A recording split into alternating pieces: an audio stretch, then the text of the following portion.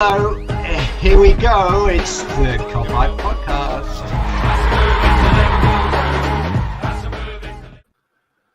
What is happening, everyone? Welcome back to the Kopite podcast. It's Mick and Kristian, and we're sat next to each other for the first time. I can actually touch him. I can touch his head. How you doing, lad? Yeah, good. I had a long night and travels, but I'm finally here, and we managed to have a few pints already. So yeah, I'm all good. I'm in Liverpool, feeling nice, even if I haven't slept for ages. But yeah, just go with it, I guess.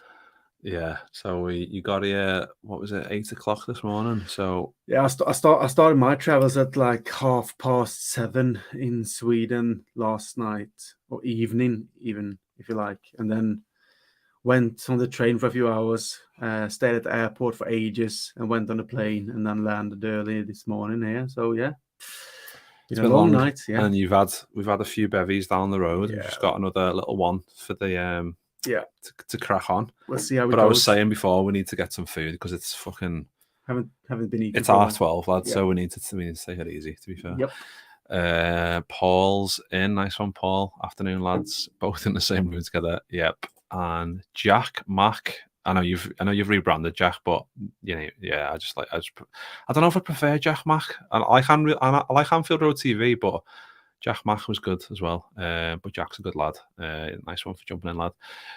So we might as well talk about this game tomorrow, lad. This game at Anfield that we're going to tomorrow. What are you feeling? What's your thoughts going in? Obviously, last game was good. Konate is just a beast. I think the wide what I like is the wider league is starting to see that as well. I think I saw a few videos, Man United fans saying Saliba's good, but Konate's better, and I agree. He's obviously got into the World Cup squad as well, which is like, I think that's a massive boost for his confidence. He's one of the few that I wanted to get in the World Cup squad because I think in terms of a confidence boost, I think he'll benefit really a lot from that, I think. Yeah, the thing is, he's a young defender playing really well. Obviously, he deserves to be called up to the French national team going to the World Cup. But it's just nice to know that you got this kind of, defender in your team. We always obviously know about Van Dijk, and we talked about Joe Gomez. He has his ups and downs. We know that he was good. A few years back, he had his injuries problems and all that. But we still have belief in him. But the thing is with Konate, he's just a monster. In a good way. He is. And he's young, and is this kind of player that we think he could be the guy who takes over from Van Dijk when he leaves or when he finishes his career. That's the thing. I think what Liverpool already saw in him when they bought him, that we got someone who can actually take his place and is young and will learn his trade next to Van Dijk. So yeah, that's brilliant that he's playing. So I think with Southampton now, it's a World Cup break. After that, we won't see Liverpool play again until the Carabao Cup. Is it before the Boxing Day now? I can't remember now when we were drawn against City. We've been drawn against City, but I don't know. Does anyone in the comments know what date that was? I didn't check this morning, to be fair. I think it's actually before the Boxing Day. Is it? It's not long after the World Cup final, apparently. So we play on Boxing Day, don't we? But I don't know. If anyone in the comments can let us know what date the Carabao Cup game is, that would be. Yeah. So, but anyway, it's a big break, now for the World Cup. So it's no point to just stand and, I think just put the best team out against Southampton and actually go for it, and hopefully try to win quite big and clear and go in with a self-confidence boost when we go into the break, and just go from there, because we won't see the Reds for a while after that. Exactly. So it's key, especially after the Spurs game where we were like, we're 10 points behind Spurs. If we draw, we're still 10 points behind Spurs. We need to beat Spurs. It was very nervy. It was a great win. People was obviously shooting it down, saying, "Oh, we weren't playing well and whatever." But like going away to Spurs, fucking hell, it's a difficult game. Comments. Let's have a quick look. We've got Dom says, "Yes, fellas." Doug says, "Good afternoon, Mick and Kristian. Nice one for jumping in, lad." Dom says, "Thanks for bringing the sunshine, Chris." Yeah, we were walking down back from the pub and it was like sunny for like what felt like 10 minutes, but in fact it was about 4 seconds. Yeah, and then the sun went back in again. It was pissing down again. I was like, it feels like summer. And then we just turned and it was like, it feels like winter. Yeah, within in the same 10-minute walk back to the house. Paul says, new manager for Southampton from one of my local clubs. Not sure of his effect. I actually have his phone number. I'm not sure whether to text him or. I reckon just keep pranking him, Paul. Keep pranking him all night and just go, sorry mate, I've had problems with my phone. Just see what he says. Yeah. Dom says, text him and ask him to throw it, please, Paul. Yeah. Jack says, just need to jump over the last hill before the World Cup, rest up and kick on post-World Cup, hoping to see a controlled performance and some signs of things to come. Yeah. And then everyone's putting the date for the thing in there. Yeah, so 19th of December. So it's just before Christmas. A few days before Christmas. Which is mad, isn't it? Yeah, I know. But we'll see how that goes. Now that's another game. But I think, coming from the derby game with the youngsters managing to actually go through, and then obviously playing Man City just before Christmas. But, with like I said, without any game after Southampton, it's no point to just rest anyone or whatever. Just put the best team out. That's what I want to see. Obviously, you've got to. Yeah, because obviously we're going to go to the game. That's one thing. But I don't really care if I watch it on TV or watch it live. At Anfield, because I just want to make sure that we actually get the 3 points ahead of this break. Because then we have 2 in a row. 6 points, Tottenham, Southampton, and we can actually go from there after World Cup and try to actually compete about the Champions League places, because that's what we need to do ahead of next season. If we don't know what's going to happen with the owner situation and all that, that will probably be some rumors coming up. But anyway, to attract players in the future, we need the Champions League. That's where we're in it for now. So just go the strongest team and just kick Southampton out of the way. 3 points. Yeah, because I think it's like if we were playing them before they got rid of Hasenhüttl, would have been like, this is like a bit of a formality. We should beat them. Maybe not this year because we don't know what Liverpool's going to turn up. But like the way we beat Spurs, obviously Napoli game and whatever, we done well. So you would have thought it was a bit more of a formality, the Southampton game. But with a new manager, there's going to be obviously the new manager bounce and all that shit. Dom says he thought you had a seatbelt on. It's better to be safe than sorry, though, isn't it? This one. Yeah. Nice little microphone. Yeah, I need to get a stand for my mic. It's fucking it's a good mic, but it's it is a seatbelt. I'm not allowed to lean much more. I've strapped him in. He's not going back to Sweden. He's staying here. Aiden's in, nice one, Aiden. Anson as well, nice one, Ant, for jumping in. Aiden says only 7 players going to the World Cup for us: Alisson, Trent, Van Dijk, Kanate, Henderson, Fabinho, Nunes. It's weird that that's good. Thiago wasn't picked. That's fucking hell. Yeah, I'm happy. I'm made up with it. I'm made up. Good for us. But that fucking hell. Is it still Luis Enrique who's in charge? It might not be. It might be. I don't know. I don't know. Anyway, I'm so far removed from international manager. Footy, I don't know. Yeah, but a manager that doesn't pick Thiago wherever he plays, if that's a club or in a national team, it's just okay. You don't pick one of the best midfielders in the world. I know he's injury prone and he's sometimes out, but when he plays, he's brilliant. So that's weird. That's a really weird decision. Yeah, for me, he's like, if you've got him available for selection, then why wouldn't you? That's my point of view. But good for us. Good for Liverpool. Yeah, exactly. Yeah. Anne says, did you see the draw? Way Schmeichel said our number and we'd be away. Not a chance. Not fixed. I didn't see it though. I didn't see the draw, to be honest. I literally, who told someone? To be honest, I think I forgot about it, to be honest. One of them, I was just like lying in bed. I knew Kristian was going to wake me up at like the fucking crack of dawn. So I was like, I need to go to bed early because he's going to be knocking on my door like, hello, I was somewhere in between train and airport. Yeah. So I was like, yeah, I didn't see it, but I need to have a look at that. Jack says, made up Thiago was rested. For us, gutted for him, but need to keep him fit. So important to us. Yeah, but that's the upside, isn't it? Because as much as we're saying he should be going, and any Spanish manager, whoever it is, should be picking him. For us, it's like, well, he can have a massive same for Firmino. Like, I'm as much as I'm gutted for him, like, because I know I'm like, for these type of players, like the national teams, like the be all and end all, like it's the top echelon of like what they're trying to achieve as a player. So the fact that they're not going is gutting for them, and it might have a slight adverse effect on like their like I don't know unhappiness in terms of like watching it rather than being there in the squad. But like in terms of us like being fresh and whatever for that game against City on the 19th. Yeah, and I was hoping that Trent wasn't going obviously for England. Well, yeah, but if Reece James was injured, I don't think he would have went. I don't think. No, you might have been you might be right there, to be honest. But now he's picked, and if he's happy to go because he want to prove himself, I'm happy for him. But as a Liverpool supporter and not obviously an England supporter, even if I like your national team in one way because I like in the English football, but I rather used to have had him staying in Liverpool and just having a rest and work on his game. But it might help him as well. But as long as there's no injuries or problems, that's fine. But now he's picked, and if he's happy, yeah, I'm happy as well for him. Definitely. Dan says, afternoon lads, bit of a weird angle, feel a little awkward. Yeah, Dan, it's the only problem is when I'm here on my own, I feel like I'm a bit cramped in. So now that I've got this big bastard next to me, I feel like I'm cramped against the wall here, and he's like just like higher up, and he's close, so he looks even taller. He's still massive anyway. But yeah, we spent about 5 minutes like perfecting this angle. This is the only way we could have done it. Apologies. Yeah, so I'm hoping the audio for anyone listening later on or whatever I hope the audio is okay, because obviously we've only got one mic, so I'm hoping it sounds all right. But if you can let me know, then even better.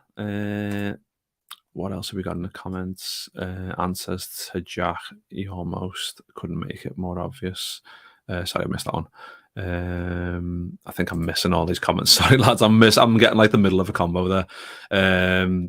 But yeah, just looking at the other fixtures then. So we've got Man City versus Brentford, early kickoff, City at home.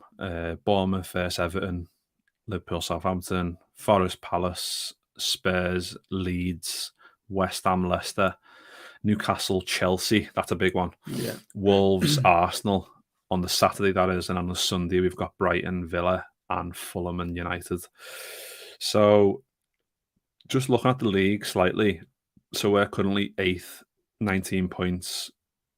Newcastle and Chelsea play each other, so that's 3rd against 7th, but 6 points gap. So like for Chelsea, that's a big game, because if they win, claw back the space.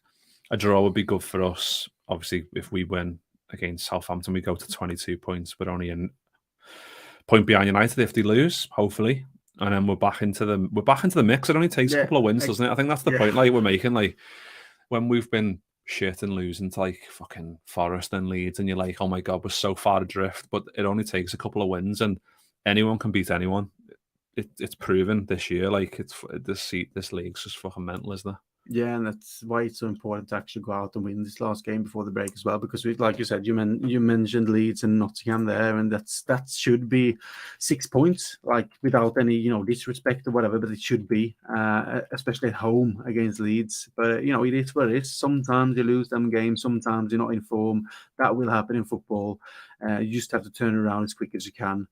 And I think, going at home against Southampton is the best possible way, even though we won against Tottenham. But this is a game where we need to show that this is 3 points that is 100% certain. We just need to do the job. If we want to compete about the Champions League spots, we need to win these kind of games at home. There's no question about it.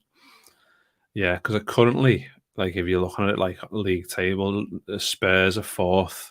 They play the game more than us. The 7 points clear.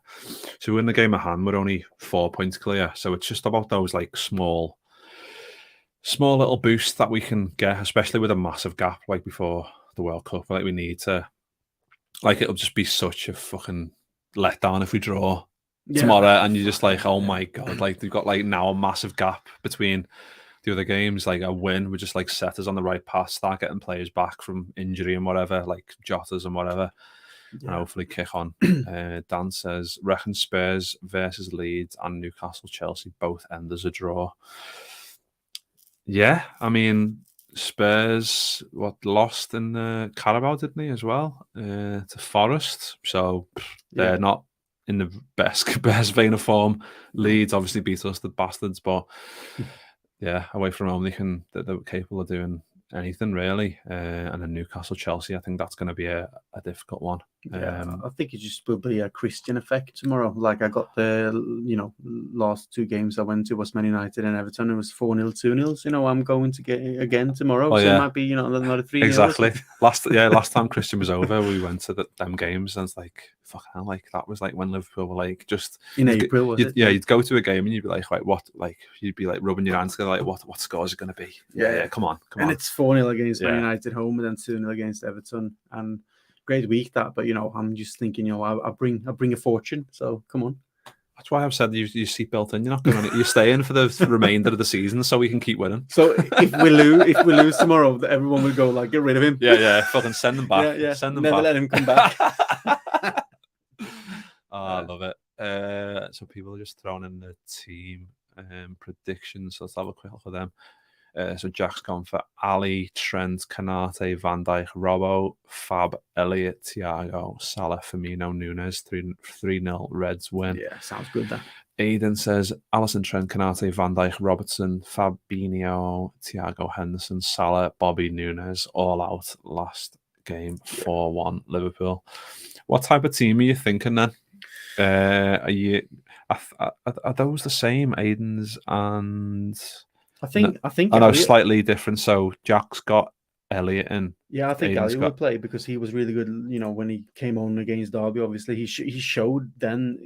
Because he's still young, but he came in amongst youngsters. And showed that he's got another level of quality. Right. So that's why he obviously played games for us in the Premier League as well in Champions League. Just a cool head on like very young shoulders, isn't it? Yeah, and I think to be honest, he might be a big call, but I don't understand why he's actually in the discussion of being in the England squad for the World Cup because he's still a little bit too young. Maybe I think it's a bit too soon. Maybe, but I think But I mean, if we had a manager who was like really experimental, and he would have been like, because there's been times in the past where a manager's like picked like a wild card, like a Theo Walcott when he was really young and stuff. So I'm not saying he, but he could have been in a discussion. I don't say that he should have been picked, but that he was actually, he's been playing well for Liverpool. He's only like 19.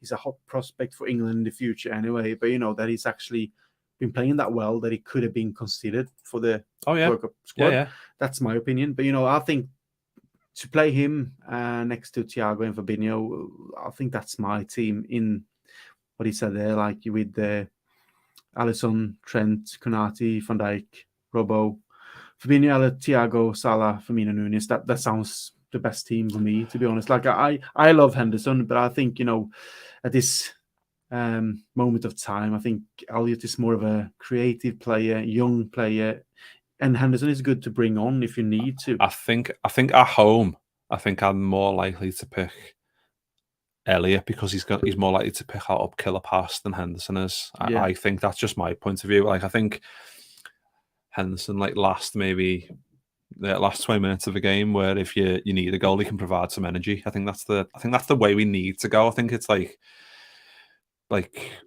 Henderson's it's just reality. Henderson's influence on games is obviously wavering as you get older, so you can't just keep throwing him in, go and fucking give these a kick up the arse on the field from me, like Klopp saying that. And he's done that in the past loads of times. And I think as you get older, that you can provide that influence, but actually getting on the ball and doing stuff, I think it's a bit more difficult as you get a little bit older. But I think that looks like a perfect lineup to me. I think that'll be exactly it. Yeah, especially when we don't really have a left, wing player now with Jota and Diaz out, and Nunez can do the job to the left if that's the case here. If you're actually playing Salah and Nunez up front with Firmino just behind, it could be that as well. But he showed that he can play in different positions, and he's always good in goal scoring areas anyway. So I think the best team that's available, just put him out there and just go and win it, because that's all I want. Just leave this side of the Premiership with 3 points and then go into the World Cup, and then we can start all over again when it's time. Yeah, I think it feels like an end to a season, where you're starting, you're finishing. Not in the same way where you're like, right, well, it doesn't matter if we win this last game because it doesn't matter. Obviously in past season, we've needed to win because City are just winning all the games and we need to win as well. But last game of the season for mid-table teams, oh, fuck it. But this one is this is a perfect, hopefully a perfect gap for us where we can get players back. Yeah. And hopefully the likes of Konate go to the World Cup and do really well and come back uninjured. Because I saw some people online just saying like they don't want Konate to go, and I'm like, I think that in terms of like him having like the honor of playing for France, like in a team that's so good, and if he plays quite often, which I think he should, and if they go and do really well, imagine how much confidence that'll provide. Like it can be fucking amazing, couldn't it? There's always a risk, obviously, of injuries, whenever. But you can't take away the positives from someone that young actually being called up for the national team for a World Cup and might be playing as well. And that's the thing. If he plays and they go far, that will help him to both develop and, like you said, self-confidence and all that. And he brings that back to Liverpool, which is just positive. So I'll just. Whoever is picked for the national team is great. It's just that the World Cup isn't in the wrong. It's in the wrong month. Yeah, wrong. Yeah, that's the thing. Like, in one way, I feel like this break will be nice because we had such a hard season, up and downs. Difficult results, and it hasn't really felt like we had it. In previous seasons, for like a few years with Klopp. And I kind of like, even if I like to see Liverpool play every weekend, I kind of feel like now it's nice with the break. You can just go into Christmas and all that kind of stuff without any pressure and just feel well, when Christmas is over and just between Christmas and New Year's, you can get on it again with the Boxing Day and all that. So it's nice in one way to actually get a little bit of a break because it's been a roller coaster emotionally for us. And I think if it would have been worse, I think anyway, if we were like, say we were smashing everyone and we were like top of the league and whatever, and we were like doing really well, and then this gap came up and we were like, oh my God, what's this going to do to our rhythm and all that? Rhythm, whatever, vein of form, whatever, people coming back from World Cups injured and fucking hopefully not, but like I think it could have been like we're watching like Arsenal like doing really well and whatever, and they're like I saw like a few Arsenal fans just putting like, how have Liverpool fans done this for years? It's like, you've only done it for like fucking 13 games, like a third of a season, and you're crying. Fucking hell, try like 3 years of fucking like heartbreak. But Dan says can see us going for the same 11 for Spurs, see Southampton Park and the double-decker bus, and Bazanu having the game of his life, but we get over the line 2-0.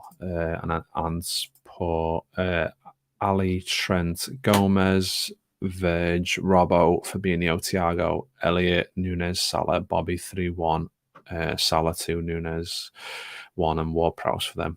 Would you not play Konate, Ant? Or would you...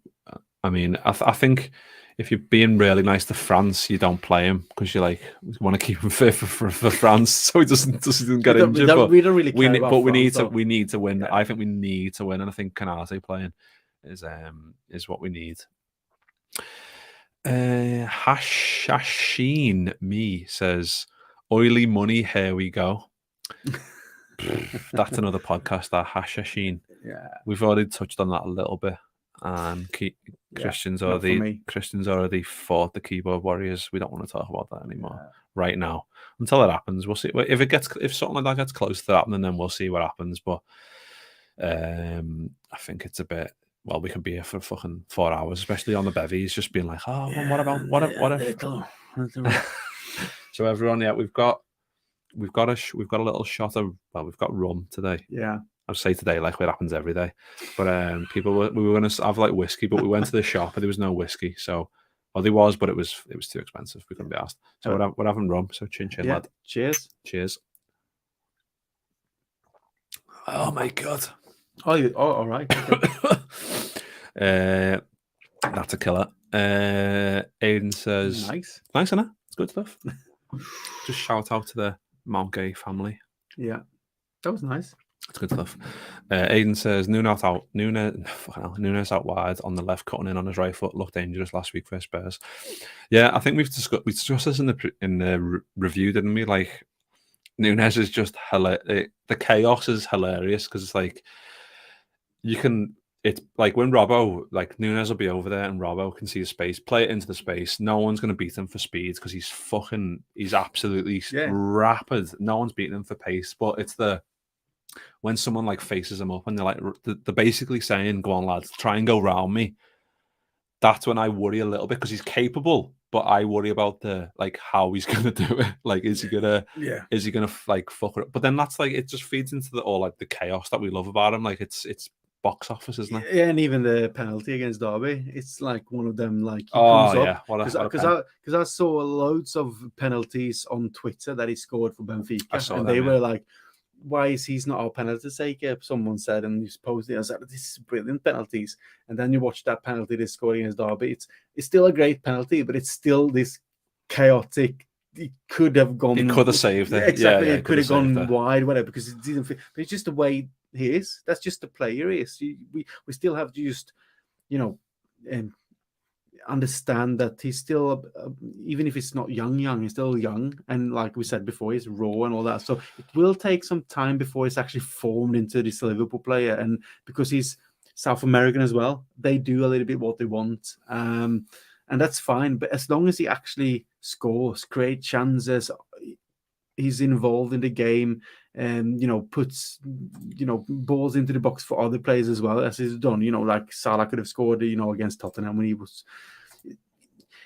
I think he's great. That's the thing. He's a young player, South American player with a bit of, he's a bit moody and all that. He had his kind of way of just being as a player and a person. I just love it. Like we said before, it's like a bit of a shithousery and all this kind of stuff. But it's just, and it seems nice though in one way. But he gets a little bit aggressive on the pitch, and as long as it doesn't result in red cards and stupid things, I'm happy with it. You need that kind of play as well to just wind other players up, their opposition up. Exactly. And then he scores, and he's always involved. If he was a player that didn't score, wasn't involved, obviously that would be. But he's, like you said, he's a bit of chaos, and I just like it because we need that kind of player in our team.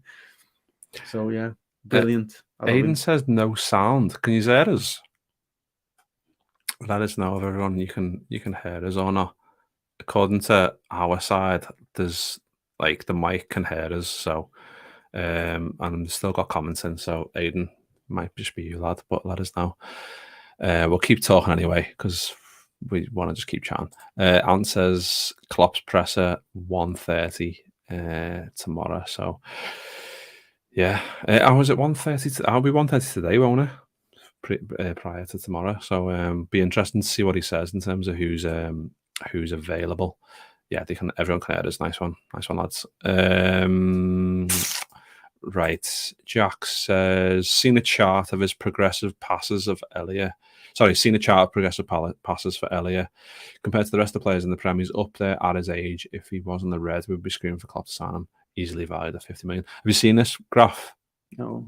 Right, so I've seen this. So I think it's the one, Jack. I think I know what you mean, where it's like progressive passes and like Trent is in like, so like it's basically like a diamond, and then there's like the bottom's filled with all these players, and Trent is in the fucking top corner, like the highest, like way ahead of everyone else in terms of progressive passes. And he's like, he's a genius. And then you're looking like the little ones that are just below, which is like quite far down.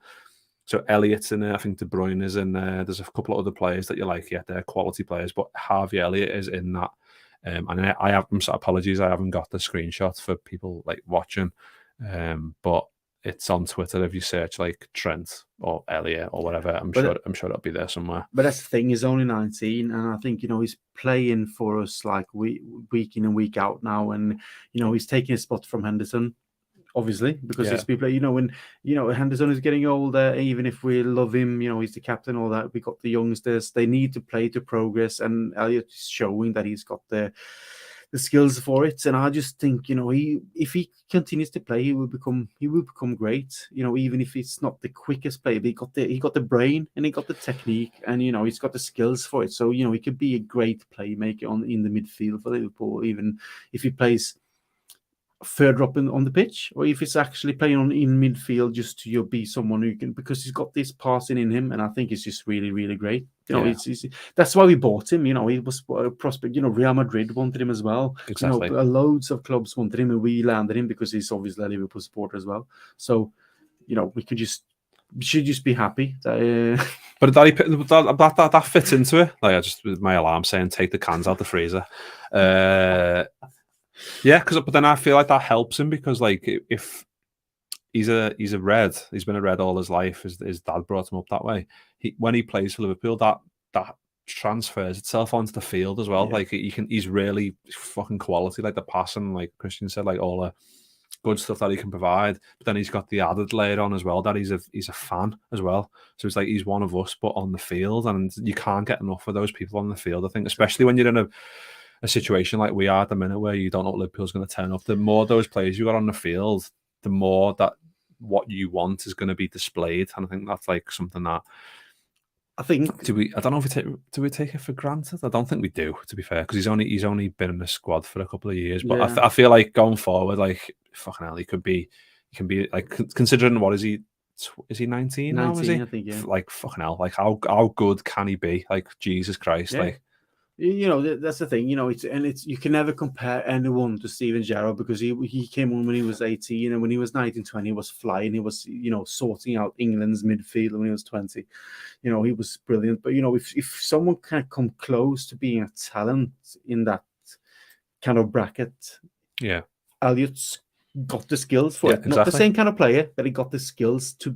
You know, I don't think anyone to develop even more. Like to get better. Yeah, exactly. As you said the other day, like there's never ever going to be another Steven Gerrard. Yeah, of course. And I agree because like in terms of like, but you're still going to have players with a talent who are, you know, you can never be Steven Gerrard, but you can have the talent to become your own kind of player with your own legacy in the long term. Yeah, and definitely. Elliot got the skills to become that player. Yeah. And I think we should just bring in shortly Ben Doak as well. Is it Doak or Doak? I don't know. Let me know what you think in the comments because I question all the time. I call them Doak. I would say Doak because it's easy for me as a Swede, you know, to pronounce English Doak instead of Doak. It's hard enough. Yeah. So, but what we saw against Derby when he came on, fucking hell, that's a talent as well. You know, taking players on, just dribbling, technique, and just only 16 years old. I think he's 17 today. 17, yeah, but it's his birthday. But like fucking hell, like coming on at near 17 at Anfield in a fixture where we haven't got over the line yet. Exactly. We're still having to win, and Klopp's thinking we'll throw him on because he might get us a goal. And he creates more than we've done. What a vote of confidence that is, though. Like to go, oh, Klopp's bringing me on now when we need a goal. Fucking hell, like and that's he creates massive. more than anyone else. And I think Oxlade-Chamberlain. Fucking hell, let's not talk about him. But I said to Mick before we were just talking football in general. When I arrived, you know, when we were sitting down having a pint, just talking about Liverpool and Ben Doak or Doak or whatever, and just saying, you know, having that kind of prospect in your team, showing what he can do when he's coming on. That's brilliant. I love that we pick up talents like that. And I want him to be included in the Premier League squad going forward after the World Cup. Because if he can come on when we're like 2-3-0 up, hopefully in one game, I don't say we should beat every game, because that could be a little naive and disrespectful to other teams. But if we are, and he's on the bench, let him play and just let him do his thing and develop from there. Because he needs the Premier League experience if you're going to play in it. But he's got the skills to actually, you know, do something special. And he's very, very young. Obviously, we need to take care of him and, you know, form and all that. But I think, you know, just for him to be in, you know, in the big picture, to be on the bench and be able to have 15, 20 minutes in any game that we actually lead for 2-3-0 and we don't have to be, you know, afraid of losing the game. Let's bring him on with fresh legs, with his technique and his ability to go forward and take on for defenders, because that will obviously develop him. And if we can develop him and the prospect he is, my God, he's a fucking Scottish Messi. but I think he's he's I wouldn't say Messi. Obviously, Messi's Messi, but you could tell there's something, you know, similar in his way of playing. Yeah, that's the thing. I mean, I'm gonna say something now that's not nowhere linked to like Messi. Like I was thinking of more like Jordan Ibe, like, you know, like the raw energy and pace. And like I remember going to a game, like I was sat, like I was saying to Kristian before, like just sat like I think it was in the main stand. I was like in front, like 3 rows in. So like I was in front of me, and I was like, "Fucking hell, this kid is amazing." And I was like, but then you've got to factor in, like, as they get older, like, can they adjust the fame, and can they like mentally like protect themselves to make sure that they're going to be the best player that they can be. So it's one of those that he's a really good talent, but we need to like be patient with him, and I'm sure Klopp will be, to make players like the best they can be, but like in terms of talent, fucking hell, like he was knocking it around like the Derby left back and like running around them and like fucking doing step overs and like fucking hell. I think there was some stat as well about players in Liverpool being able to dribble past defenders or players in the opposition team, and he was one of them, just doing it in 20 minutes of time and doing more than someone else for the season. And it was like, okay, you're taking them on, he's going past them, he put the balls into the box. Keep playing him in games where we, have a lead. Just let him get on. But last 10 minutes where you, like you said, winning 2-0, comes on, he can get like 5 minutes, 10 minutes, and he like that experience can build up, and he can start to get used to being like a first team footballer, but and develop for the develop. Obviously, the Premier League is another level from reserves or under 20s or whatever it is, but the Scottish League. But if he can just get some minutes every here and there and actually feel the physical aspects of the game and the pace and all that, he will develop quickly, because that's how he looks. He looks like a player that he will pick up everything and then go from there. So with those kind of talents, we can't waste it. We need to, I wouldn't say risk it, but we need to take a chance with them and actually give them the opportunity to flourish. That's it. But that's the thing is, like, with Klopp, they're gonna get the opportunity. So it's like they know that if they keep progressing and they keep improving and training, showing it on the pitch, like even in like 5-minute, 10-minute cameos, they're gonna come on and they're gonna be able to have a bit of a go in the game. And like I just think I just keep thinking back to the game like that he played in. Like he came on like when we were 0-0, and Klopp trusted them enough to go, we're 0-0, we need a goal, go and try and do something. Yeah, and that would have been the instructions. And he's done loads. He's done loads. Yeah, we could have easily scored from one of them crosses. Youngest player on the pitch, which is like in itself is a massive compliment. So yeah, fucking hell, I can't wait to see what he's going to be. Hopefully he's like under Klopp and like the current regime, whatever, like he's on the perfect trajectory. Yeah, and if he already played for the first team for Celtic in the Scottish League, even though it's Scottish League, it's not bad, but it's not the best. But if you already played for Celtic, one of the biggest clubs in Scotland and actually a big club in Europe, in at 16, I think it was, that says something about his talent as well. Yeah. He's get trusted, to play for Celtic, and we buy him. He takes his time in the reserves, on the 20s or whatever you want to call it, and then actually be called up to the first team and plays against Derby, do it well. He will have his more, chances coming up. So yeah, looking forward to see what he can do. I can't wait. There's a few comments before this, but I'm just gonna put the Dawak ones up. Ben, Dawak is fucking class. And then Ant says, Dawak definitely has a bit of shithousery about him. Jack says, it's his strength. I love Stocky as well. You think he will be physically sound in the Prem? Yeah, definitely. And Dan says, Dawak reminds me of Walcott and Sterling at that age. Hopefully he develops more than them and can have some longevity. Yeah, and I think that's it. That's what we're saying. Like it's not just because we were in a pub and we have a proper psychological discussion about sportsmen who are really good at what they do, but they don't quite make it because the mental side isn't quite there, or they want to go out with the mates and have a bevy on a Friday and just get into that every week and whatever, and not be committed to the sport. I think in this current climate, you've got to be fully dedicated, and I think hopefully that'll be something as you get. Obviously only 17 today, so there's a lot of time.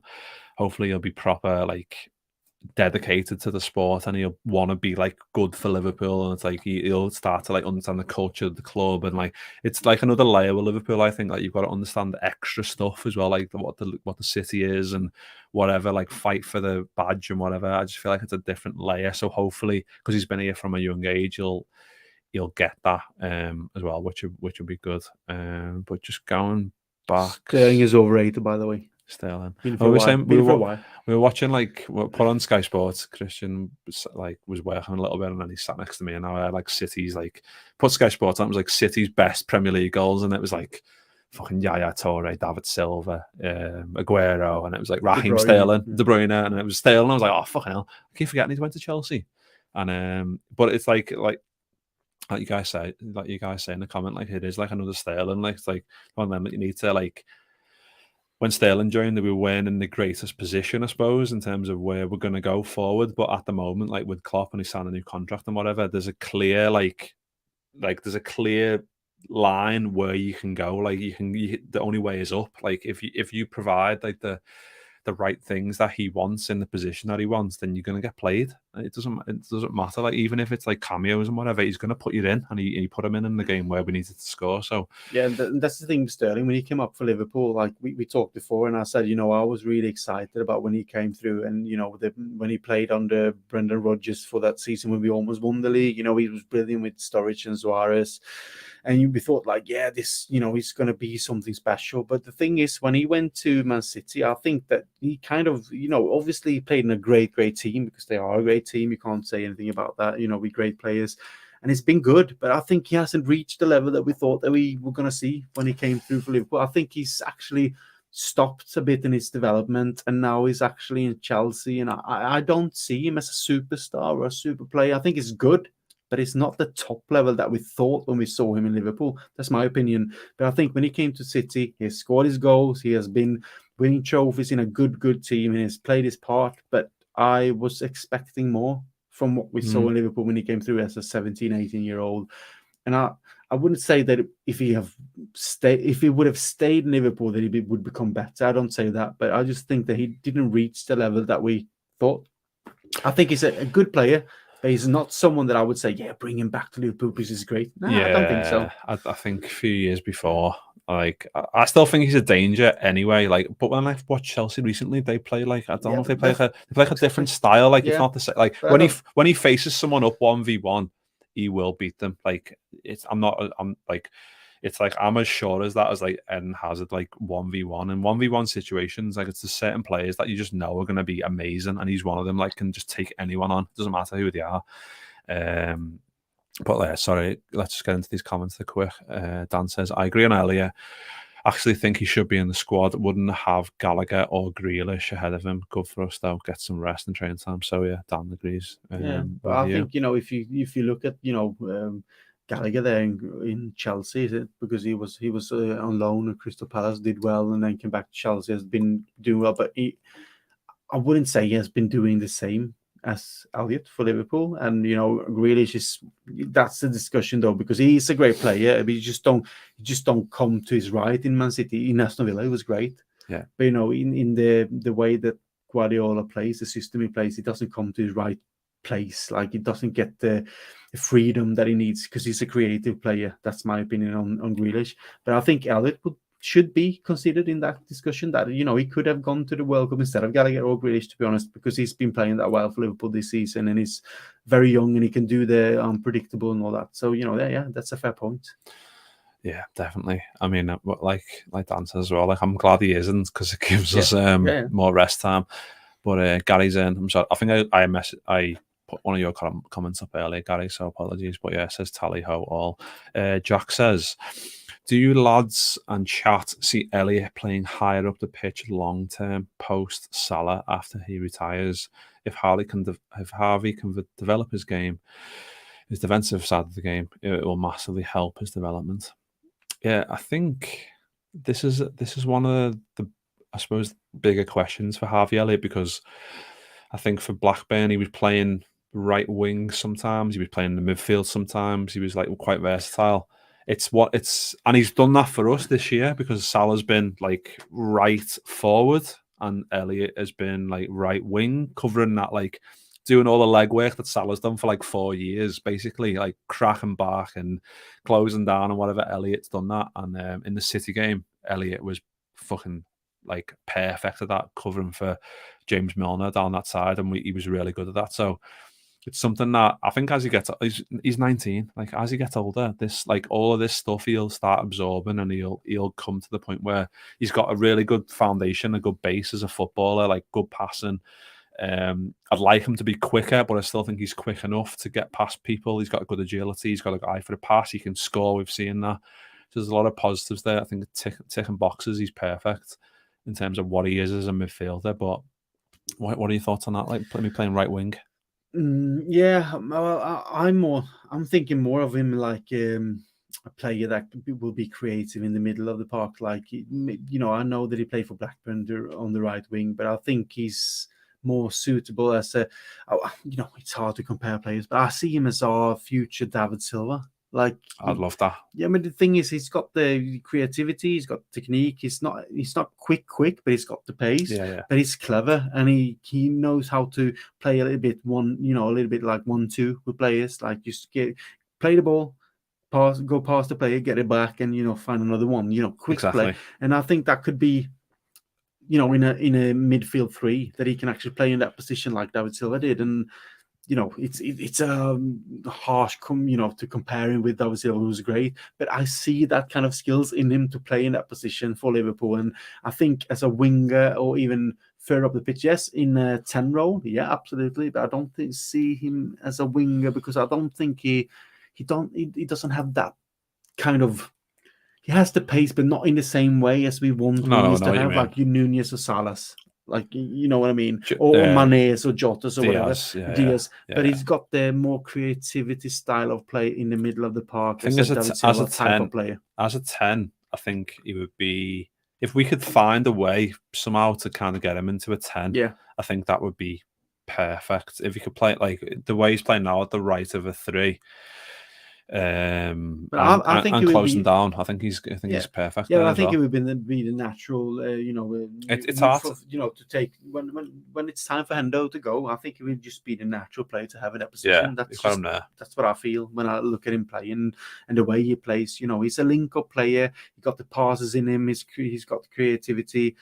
Well, I think that's the perfect position for him in the long distance. Then we can use him in other positions if we want to, but I think that kind of position is the best for him. That's what I think. Yeah, I mean, I think that kind of fits into what he's good at as well. Says, seen England fans jumping on Trent already. Wild, considering literally have Dyer and Maguire at the back. My prediction: he won't play a single minute. Well, this is the thing, and like I've done pods in the past where like we're discussing like England, and I'm not really that arse like, but people saying like if he goes to the World Cup, even if he doesn't play, it's a good like he can push on from there. It's a good mental stimulation. I just feel like I agree with that with Konate. I don't know why it's different with Trent, but I just feel like Trent's at a different stage of his career because he's been around for so long, and we know how good he is, and in a certain system he's perfect. But if you don't play the right way, then he can really be exposed. And we all know like defensive deficiencies. Like if someone gets at him, it's really difficult because he can get round them, and you need to have the right centre back in there. And Konate in the Spurs game bailed him out a couple of times. So we're not like on the pro Trent, like Trent's amazing, and he is, but like there's deficiencies there. But I think Trent done like an interview recently where he said something along the lines of like, people are saying, Trent's changed the position, he's transformed what a right back is, and blah blah blah. But then people are also saying Trent can't defend. It's like it's either one or the other, and I tend to agree because like there's a certain system that really gets the best out of him, and it's where he's further forward. Like if he's like over the halfway line and he's into areas where he can really play those dangerous balls, then he's really dangerous.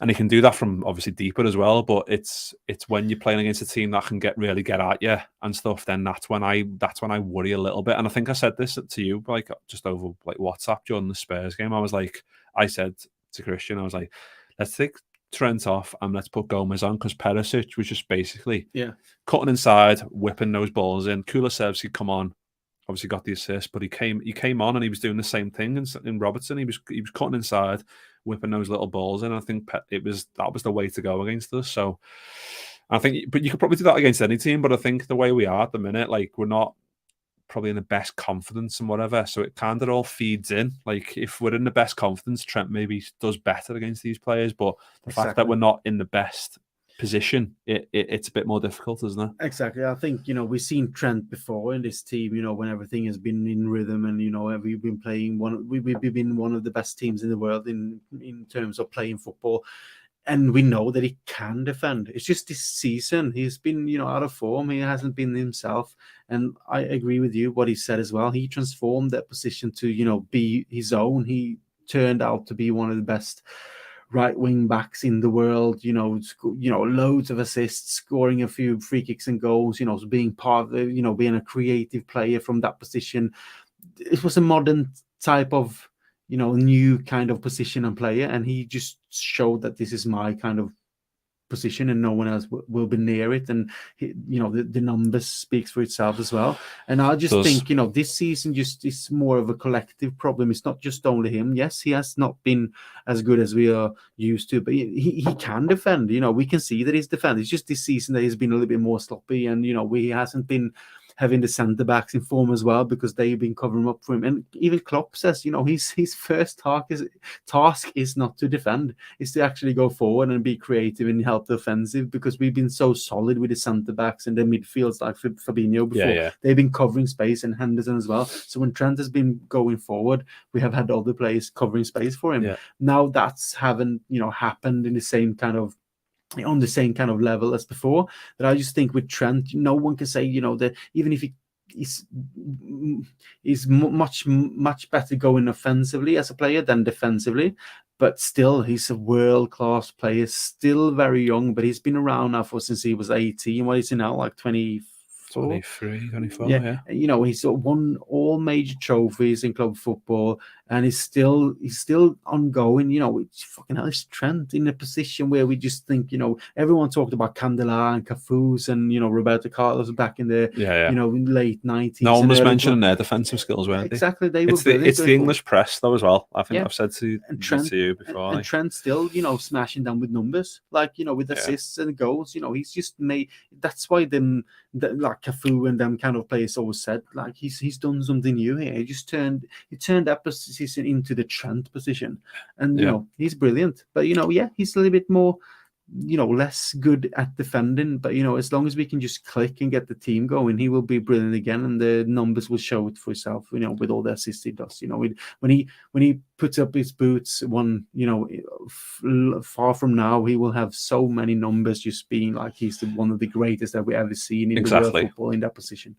And that's that. Like when you're in the time, you don't. It's the same with like Mo Salah. I think rival fans, I should say, will only really appreciate how good he is. Like when he retires, and it's like, oh, look at the amount of goals he scored. But as Liverpool fans, we're all obviously like really like reveling in the now, because he's like 2 goals off Kenny's all-time goal scoring, and it's like, oh my god, like the fact that he's there, and it's like it's similar with Trent, like the assist he's putting up, and like.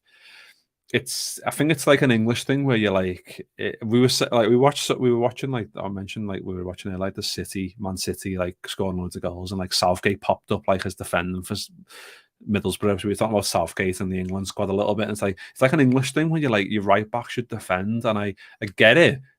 Ideally they should do both, but if you can get someone who's gonna, even against Spurs when he was like. Maybe struggling a little bit against Perisic and Sessegnon and whatever in terms of pace and power, he was still providing those cross-field balls in behind. He was still providing the quality. That doesn't deter from what he does, the good stuff. And it's just like having the right setup for him. But if England don't set up in a way that gets the best out of him, it's the same in the past. Though we've had like Gerrard and Lampard, like set up in a way that gets the best out of both of them. They haven't done it. They just went, we'll throw Gerrard on the left wing because like we can let Lampard go forward. Then it's stuff like that. I mean, I've been more invested in England in the past when I was a kid and whatever. I'm not now, but it's just like you've got to have the rights. It doesn't matter if it's international football or league football. You've got to have the right setup to get the best out of your certain players. That's just the way you should do it. And like the fact that he's picked them is good, I suppose. Like for Trent, because I suppose maybe it'd be a confidence boost for him because obviously he wants to go. But yeah, let's hope it can boost his confidence anyway when he comes back and whatever England do. Let's get comments. Gary says Liverpool must beat Saints tomorrow. Jack says for Konate it will help massively his development, another bargain as well, given how young he still is. Yeah, definitely. Gary says one is excited about the new owners coming in. Yeah, I mean scared / excited / what the fuck's going to happen? Yeah, loads of stuff. Aidan says, end on a win before the break will be brilliant. Up to 6 maybe. Next round of the League Cup and Champions League and Feb and players back. And let's say social media will be a better place. That's the thing about Twitter. It's hilarious. Like, so if Liverpool win, like you can go on and you can say, like, this player was amazing, this player was boss, this player was class, and everyone would be like, yeah, I agree, yeah, definitely. But like, if like Liverpool draw or lose and you say someone was good, they're like, what game were you watching? Like, even if someone was noticeably scored 2 goals or whatever, and you said they were good, whatever, there's no positives to be had from that. And it's like, well, I understand your point of view because like Liverpool need to be winning games and whatever, but yeah, we need to be beating fucking Southampton, especially the way it's going this season. Like that is a must. But we've got another score, not a score prediction, a team prediction from Gary. Gary says Alisson, Becker, Gomez on the right, Kanate, Van Dijk, Robertson, Thiago, Bajcetic, Hendo, Elliot, Nunes, Salah. Yeah. 7-0. Yeah. So I'm not sure about Bajcetic playing. I mean, he's done well in the thingy, but penalty was shite. Penalty was shit. Ahmed, nice one jumping in. It says, his new manager's bounce like Southampton the points of the new manager more than the actual Southampton team, or our form worrying you more? Because same here. Our form is worrying me more than them having a new manager, I think, because we don't know what Liverpool's going to turn up in terms of Liverpool just being like, we might turn up for this game, we might not. Even if it's the best team, you don't know what like team's going to turn up in terms of like form. Aiden says, can you do another podcast about 5, please? Whiskey emoji. No, I think we'll be fucking well too far gone then. Sorry, Aiden. Jack says, still banging a new Nunes drum. Was made up to see him after the Benfica second leg last year. Wanted to get us to get the lad. Once he gets past the language barrier, stars the limit. Just need to relax. Half time, yeah, defo. Everyone's confirming you can hear us. What else we got? I wouldn't be surprised. A few more surprises this weekend. Players pulling out of challenges, especially ones going to the World Cup. Yeah, definitely. Gary agreeing that Ben Doak is class. Gary saying, does Carvalho fit into this Liverpool side long term because one doesn't think he is good enough? Oh, I think he's still young. He's very young. He's still new. I think he's good enough. Trade. Yeah, that's the thing. It's a good question, but I just feel like what we've seen so far, it's like snippets. Like he's trying to like do good stuff. He's doing little step overs. To be honest with that, I need to go. Is Kristian going for a piss? Kristian's going for a piss, everyone. I'll jump in here. I think I think long term, I think he's sound because I think he does the right things. But I know what you mean. Like he can do certain things where you're like, what's he doing? But I think that's the youth though, isn't it? Like, what is he, 19, 20, something like that. So I feel like that's something that comes with a bit of age and whatever. So yeah, hopefully that's something that you can iron out as he gets older a little bit, to be honest, Gary. But I know what you mean. I know what you mean, like in terms of the certain stuff where you're like, what's he doing at this moment? What's he doing in that defensive like formations and whatever? It's certain stuff like I also do question it, but it's youth, I think. Dan says David and Bastardo Silva, both similar to Elliot, but left foot, diminutive, technical, fleet-footed, but not rapid, creative. Both started as wingers, tens and moved into CM. Yeah, Dan, absolutely nail on the head again. Like, yeah, I think that's something that would be really good, I think, as well. Like, ideally, like that's something that you go, yeah, someone that like quick enough to be maybe a winger, a push, but can also play centre mid, get on the ball, make stuff happen. And yeah, so like I was mentioning earlier, watching like unfortunately just turned Sky Sports News on and fucking David Silva was scoring loads of goals. So hopefully Ali can do that in the future because there's loads of years left that he can do it. So and says every fullback gets skinned, just don't see analysed like Trent. Yeah, well that's it. That's another thing. Like I've been speaking with Kristian, and Kristian will be back in a minute, by the way. He's just gone to the toilet. That's something that like you don't factor in, like Liverpool just being like the top story. It's like, well, the Spurs game was like Dyer done like a mistake, Salah scored, but you didn't hear anything about it because Trent had a bit of a bad time against Perisic and Sessegnon, so you don't hear anything about it. So it's like it's more difficult, and you've got to, I suppose you've got to raise your level when you play for Liverpool, and Trent's done that for a number of years. I think it's just a team thing this year that's really we've struggled with. Dan says Trent can improve. It is. He's back again. Trent, he's had about 12 pisses today. Dan says Trent can improve his 1v1 defending and his space awareness. but often he's criticised for things that simply aren't his fault. In possession, he's the best fullback in the history of the game. Perfect. What are your thoughts on that one? I didn't even follow. Go again.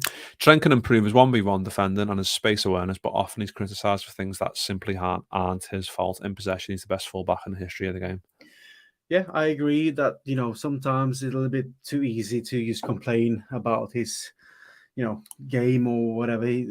Sometimes he does make mistakes, but, I think since he came through and started to play for Liverpool, he's been solid defensively. It's not like he's been the worst defender in the game. I think he's had good games. Like, there's times where he's come up against Sane and he's done well against them, and you're like, wow, this is like Trent's turned over a new leaf. He's like better at defending, but I don't know. I think we look at this season, and like I said before, I think he looked a little bit tired and sloppy. That's the thing. Like, I think you just need to. Yeah, I agree. It's the same, but it's the same with everyone now. Like Van Dijk, exactly. Yeah. Fabinho, yeah. Henderson. Exactly. It's not just only There's Trent. loads. The thing is, with what Trent does and he provides for the game, and the way like his crosses, his the assistant numbers that he does, and the creativity that he's got. He's just like, I agree. He's one of the best. If not the best, like right wing back that we have ever seen. He's still that young, so he can still develop that position. Yeah. You never know if he's going to turn into a midfielder in the long term because he played it before, if he's going to stay with that position. But the thing is, if he doesn't play, because he goes central in his position as well and put the crosses in, and he directs the games like a midfielder from that position as well. So yes, his defensive side can always be better, but if we take out what he provides offensively, it will be a big blow for us not to have him. Exactly. So I think this is brilliant, and if to even be discussed not to being picked for the England team is just saying something about Southgate. So yeah. Well, I think he was a central midfield for the youth team, wasn't he? And then Liverpool were like, how can we get this kid who's like creatively amazing in the team right back? Okay, let's put him right back. So, and to be put at that position at that young age and actually make that position his own and actually go for it, because a lot of players might have just they might have not been able to do it because it's a pressure. They might not be feeling confident playing that position. And all it's just been chaos. But Trent actually, he was central midfielder for the reserves and the youth teams and all that. But then he was picked to play. Yeah, you can play right back because you got these skills and we believe in you. And then he actually developed himself into one of the best in the world. That's just a lot of I think that's something that you sweep, like everyone sweeps under the carpet, like how he's like made like right back being a different, like obviously it's Klopp's setup and whatever, and Klopp's put him in this position to like because he's identified like certain stuff that Trent can do in a higher area. Same with Robertson, but yeah, I think it's the different. It's like the comment with no one wants to grow up and be a Gary Neville, like yeah. But to be able to actually grow up and be, just a piece of a Gary Neville right back because he was not bad, but to actually develop a position and turn it into something else. That you're so involved in the game and you're so important to the way your team plays that you can actually do that. That says a lot as well. So still young, he's a local lad, he can still learn. I just love that we have Trent, because if any other team had him, I would be fucking jealous. Yeah, someone that can like just change the game in like one pass. So it's just something that you can't put a price on. Anne says, look at the so-called great Gary Neville, wouldn't have had half as many England caps but for Rob Jones' injuries. Yeah, fucking hell, Rob Jones, what a player, man. What a player. Anne says, England fans bang on about defending literally 1-0 since 66 and just been relegated. And Dan says, statistically, he's just as good as defensively of Trippier, Walker and James, but his mistakes are highlighted more. Yeah, that's what I was saying. Like, it's Liverpool, like being a good player and whatever, there's like loads of levels. Being a good player, being young, blah, blah, blah. But then like being at Liverpool is like another thing thrown on the top, and you're like, you've got to deal with that as well. You've got to deal with the pressure every week. Like we were saying before, like you want to go and like watch like Port Vale or whatever, because like it's not as much like pressure like to go and like watch them and think, oh, they need to win. Like always like, oh shit. It's not on like the supporters, it's not on the players. Like they want to win, but it's not like a, oh my god, we need to win this, otherwise like fucking hell, we're not going to get like top 4. Then it has a knock-on effect, like finances, Champions League, players not coming in or whatever. Exactly. So it's like, yeah, it's another thing that you've got to factor in. And he's such a young fella and such a genius that we need to be patient. But Pan of Scouse is a nice one for jumping in, lad. Jack says, love watching Mo every game. We're also blessed. The numbers in the modern era are bonkers. Come on, USA. Answer, this is one for Kristian. England. Answers, England are Stoke on steroids. And yeah, Yep. Kristian lived in Stoke for 4 years, so he knows all about the Stoke methodology and all that, tactics and all that. Phil Taylor. Oh yeah, Phil Taylor, what a guy! I have had a hug from him. Phil the Power, a legend. Absolutely, he is a legend. To be fair, Jack says I don't dwell too much on Twitter. My head falls off. Can't have a constructive convo. That's why I don't get involved. But this fellow over here is a warrior. He will fight you. He will fight anyone. Bring them on. He'll fight you. No, I just stand my ground when it comes. No, to you do, and I really respect that. I respect your patience. Yeah, that's the thing. Yeah, that's the thing. Because I try to actually argue with to use information and facts and try to actually argue with a what do you call it, like something to actually provide and says what you want to say. You can just say, have evidence to say what you want to say, you mean?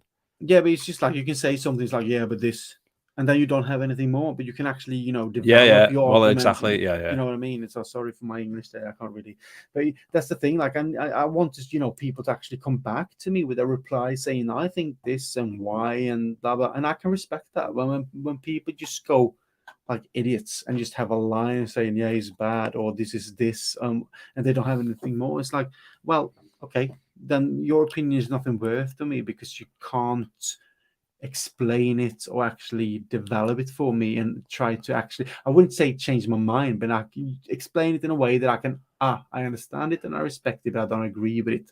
That's the thing about Twitter. You can't have those convos, like Jack says. Like, you can chat a little bit, but then it gets to the point where they go, you're the top red or whatever, which I fucking like. It's the funniest shout ever. But when they go with that says loads about their IQs, to be honest, because they then they know the battle is lost, because that's the only comeback that they have. Exactly. So yeah, it's funny. Oh, you're a top red. It's like, yeah, okay. Yeah, honestly, if you can't come with anything else than that, then it says more about you than anything else. I find it mad. There's a divide between like the same fan base, but like fans on Twitter predominantly against like maybe like the more localized fan base, unless you're like involved in like you really like Kristian's like really like read up on like the club and whatever, lived in England and whatever, and it's like went to the match like home and away and whatever. There's like a clear divide there between like what they want and what they want. Like more like fans that have been like fans for like the last couple of years or whatever. I don't know. I just find it fascinating that what they want is like just like, yeah, if they've got oil money, we'll have oil money as well. Like it just fucking blows me mind. Yeah. Guy says Nunes is an old school 9. Yeah, fucking out here, right? Aiden says give Carvalho a full season, they'll be all right. And says, look at Rob Jones, was such a great defender, then got Neville, but for injuries. Klopp's presser is on now. Might have to go and shoot and watch that, to be fair. Aiden says, like Klopp said, if he couldn't defend, then he wouldn't be at right back for so many years. And then Ant says, the Reds are playing Milan and Arsenal in Dubai.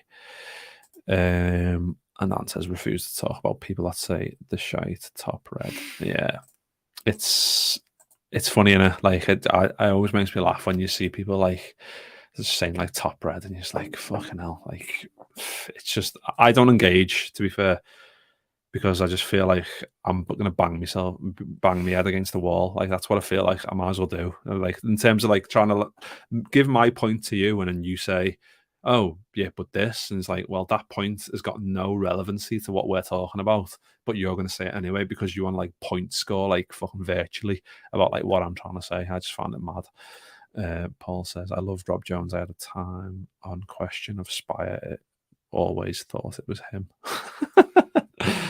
Right. Well, if Klopp's pressers now, I think we're gonna. Oh yeah, Question of Sport. Yeah. I can't thought that, Paul. Sorry.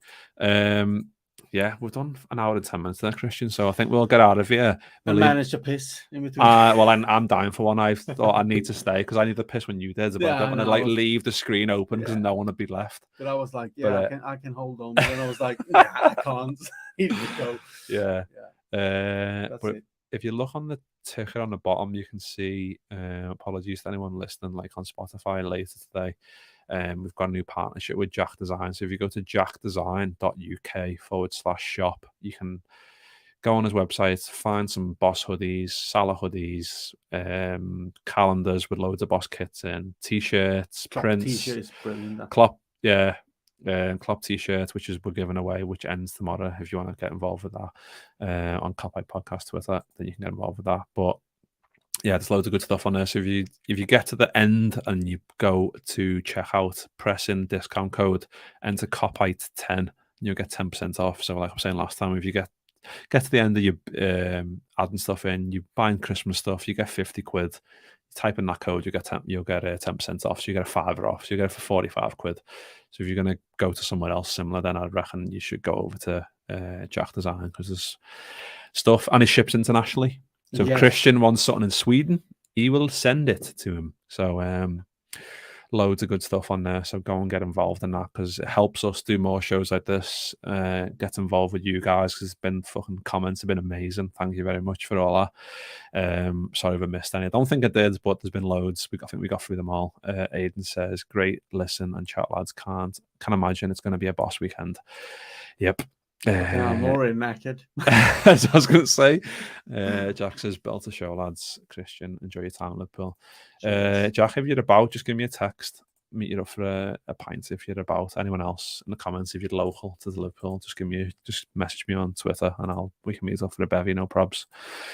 But yeah, we'll leave it there, because that's been an hour and 11 minutes, and that was well longer than I thought we were going to do. Kristian went for a piss mid-show. I've nearly went for a piss. I need one now, desperately. But yeah, nice one, everyone. If you're watching live, do like and subscribe. If you're watching later, do the same. If you're listening on Spotify or Apple Podcast, I get like daily updates on how we're doing in like Norway and like UK, Singapore, Sweden. Went up 80 places in the Sweden Apple charts, which was fucking amazing. So if you want to go and leave us a rating on that type of thing, then please do, because it does help get us more viewed. And and like I said, with Jack Design, jackdesign.uk/shop, enter Kopite10. That can help Jack, help us produce more of these shows. So nice one, everyone. We'll leave it there. We'll go and get back on the bevies, and we'll see you all very soon. Up the fucking Reds.